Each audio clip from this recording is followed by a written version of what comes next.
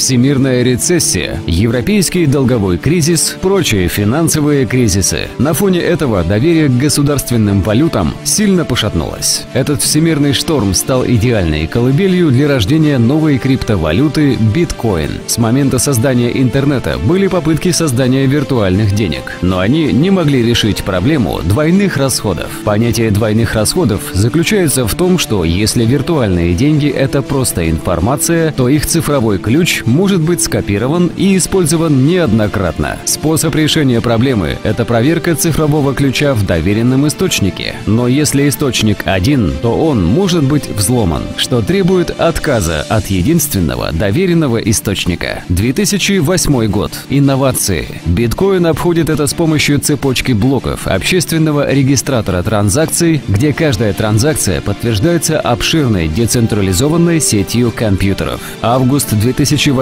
года. Bitcoin.org зарегистрирован. Октябрь 2008 года. Утвержден дизайн биткоин. Создателем биткоин является Сатоши Накамото. Скорее всего, псевдоним. Никто не знает, кто скрывается за этим псевдонимом, хотя существует много предположений. Известно лишь, что Сатоши Накамото в переводе с японского значит «ясно мыслящий внутри системы». Сатоши – неизвестный гений математики, хорошо разбирающийся в криптографии. Последние изменения в код Сатоши внес в середине 2010 года и после этого передал бразды правления Гевину Андерсону, ведущему разработчику биткоин. Январь 2009 года. Сеть биткоин начинает работать с выпуском первого клиента биткоин с открытым исходным кодом и выдачей первых биткоин. Сатоши Накамото майнит первый блок биткоинов номиналом в 50 BTC. Он стал известен как Genesis блок. Успешно проводится первая транзакция от Сатоши Накамото к Халлу Финни. Октябрь 2009 года. Установлен курс $1 за 1.3903 BTC в качестве стандарта New Liberty Standard. 2010 год. Май. Первые биткоин проданы по курсу 1.30 BTC за $0.003. Ласло Ханич, программист из Флориды, совершил впервые в мире первый настоящий биткоин-перевод размером в 10 тысяч биткоинов за заказ 2 пиц. Июль 2010 года. Начала работу самая большая и известная биткоин-биржа MTGOX. Забавный факт. MTGOX была открыта для торговли карточками настольной игры Magic the Gathering. Август 2010 года. Обнаружена крупная уязвимость в протоколе биткоин. 6 августа транзакции не проверялись перед включением в журнал цепочки блоков, что позволяло пользователям создавать неограниченное число биткоин. 15 августа уязвимость была использована, и больше 184 миллиардов биткоин были переданы в одном переводе. Спустя час перевод был обнаружен и удален из журнала цепочки блоков. Это была единственная крупная уязвимость, найденная и использованная за всю историю биткоин. Ноябрь 2010 года. Суммарный объем биткоин достиг $1 миллиона США. 2011 год. Биткоин у всех на слуху. Февраль 2011 года. Доллар снимает шляпу перед биткоин, так как биткоин стоит как доллар. Апрель 2011 года. Журнал Forbes публикует статью «Криптовалюта» о биткоин. Июнь 2011 года. WikiLeaks начинает принимать пожертвования в биткоин, а рыночная капитализация составила $206 миллионов. Gawker публикует историю о Silk Road, сайте, продающем запрещенные товары за биткоин. В это же время из биржи MTGOX утекла таблица, содержащая 60 тысяч логинов, имейл-адресов, хэшей, паролей. Многие пользователи из утекшей базы MTGOX использовали те же данные для MyBitcoin, популярного биткоин-кошелька, и их пароли взломали. 600 пользователей потеряли свои деньги. MTGOX, крупнейшая биткоин-биржа, производившая 90% сделок по обмену, признала утечку информации. Позже кто-то получил административный доступ и разместил сотни тысяч заявок на продажу фальшивых биткоинов, заставив цены на MTGOX временно обвалиться с $17.51 до 1 цента. MTGOX объявила, что эти сделки будут пересмотрены, и торговля приостановилась на 7 дней. 2012 год. Восстановление доверия. После взломов 2011 года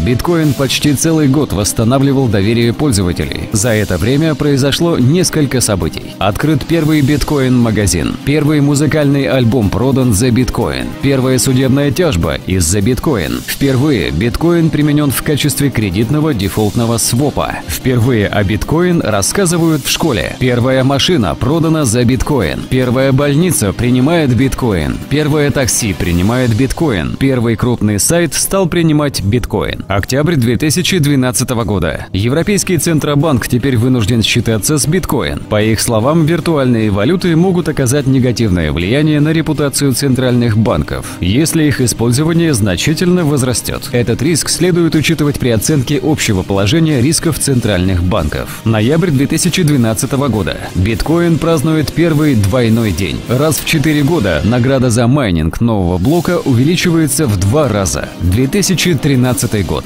Многообещающее будущее. Февраль 2013 года. Один биткоин стоит больше 1 унции серебра. Также биткоин начинает принимать социальный новостной сайт Reddit. Март 2013 года. Капитализация достигла $1 миллиарда.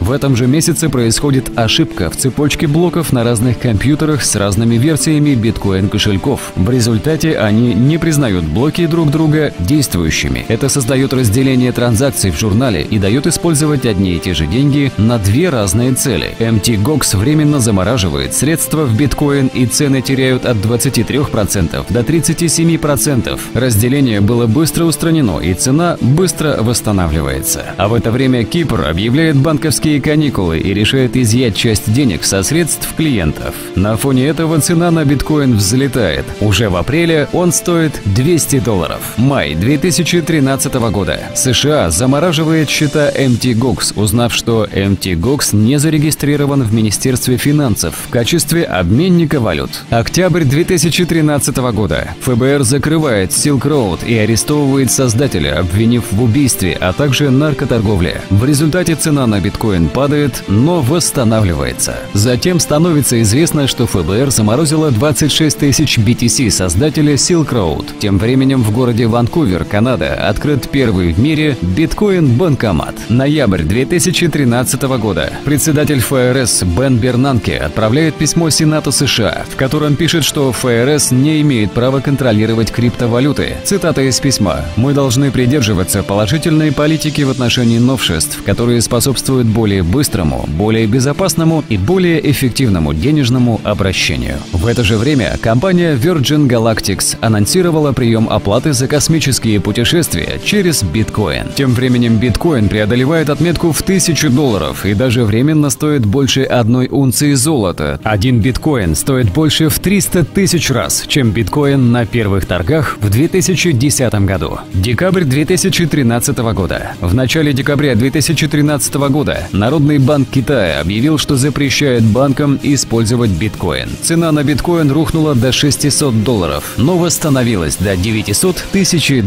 Несмотря на попытки некоторых государств, в том числе и России, пресечь распространение криптовалюты в связи с отсутствием контроля над ней и непониманием всех ее возможностей, а также несмотря на такие события, как приостановление работы биткоин-биржи Mt. Gox, капитализация криптовалюты неуклонно растет. Доверие к криптовалюте не падает. Ведущие компании, специализирующиеся в области торговли виртуальной валютой, заявили, что координируют свои усилия с целью распространения биткоин и не собираются отказываться от нее. За последние 5 лет биткоин прошел путь от эксперимента до полноценной валюты с рыночной капитализацией в миллиарды долларов. Пока будущее неизвестно, но бесспорно одно: биткоин продолжит разрушать представления людей о правительстве и деньгах.